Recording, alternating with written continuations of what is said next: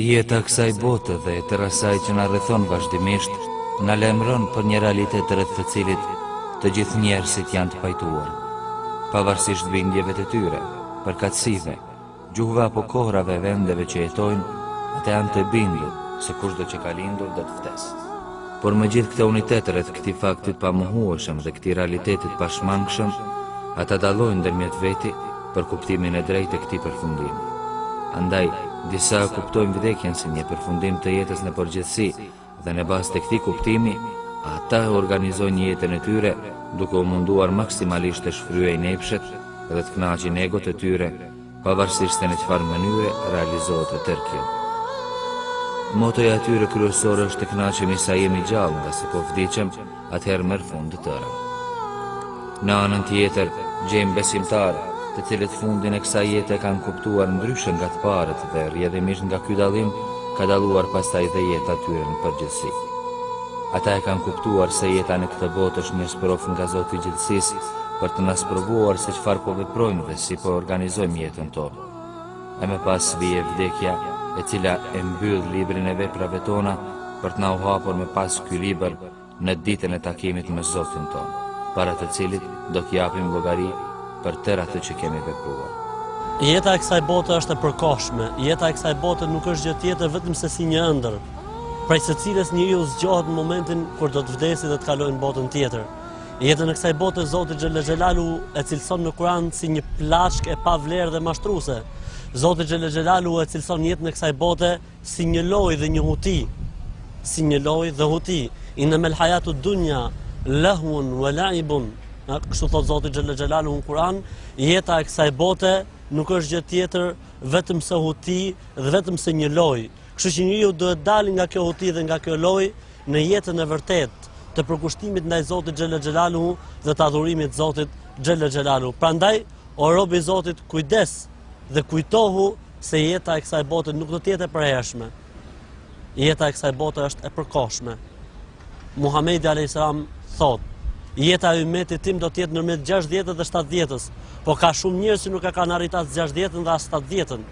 Prandaj, kujdes se vdekja çdo njeriu i ka zënë pritën. Prandaj bëhu gati që të jesh i përgatitur për atë moment ku ti do të zgjohesh nga ëndra dhe loja e kësaj bote. Njeriu është në mes kësaj dhe botës tjetër.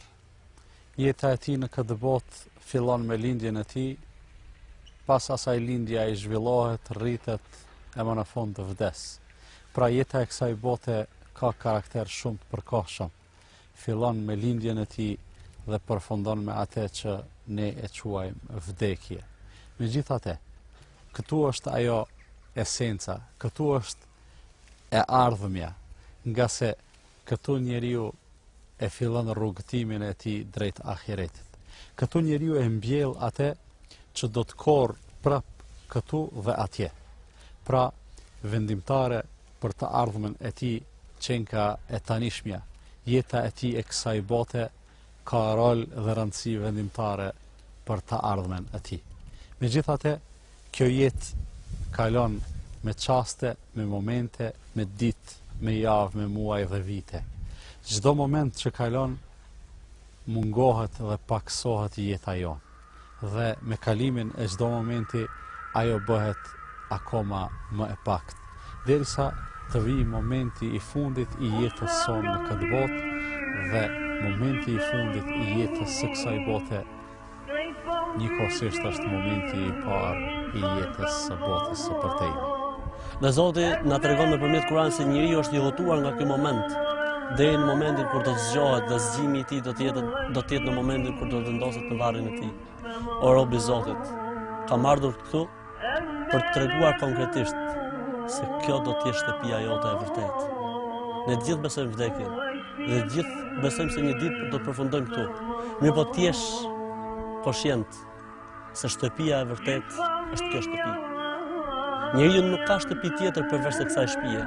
Pallatet, vilat, hyrjet, apartamentet, suitat, gjitha do t'i lesh në kësaj bote. Dhe do të vish pikërisht në këtë vend. Dhe ky vend ka emrin Varr. Aty fillon jeta e vërtetë.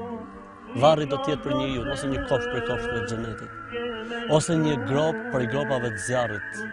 Allahu na ruaj prej dënimit të zjarrit. Mendo pikërisht momentin kur do të vendosesh në këtë grop i vetëm dhe do të largohet prej teje familja jote e dashur.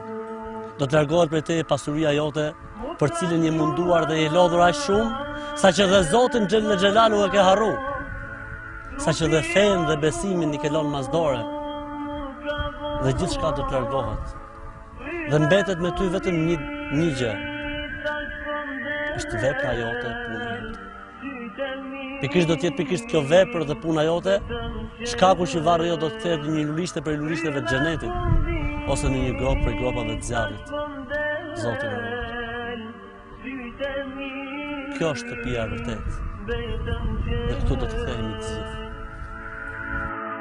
Nisat mia që me qan Emden mi shprej lagmen famon Trupin të mtimun me lan Aj gjenaze mun kam bon Trupin të mtimun me lan Aj gjenaze mun kam bon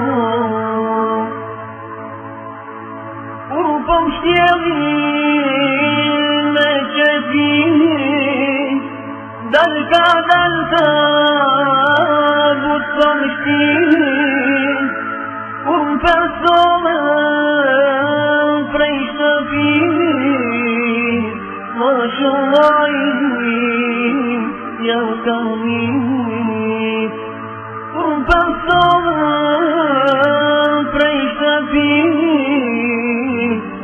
Shumajin ja kamit Për mu kam ashun gjemat Për mbi trupe janë të baj Remre sopat janë reshtu Në motin me Remre sopat janë reshtu Në motin me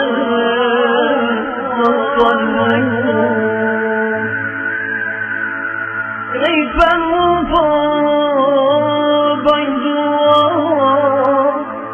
E haval janë që më bo Ka shtevori mu më kanë shtim E po më lojnë dhe për mi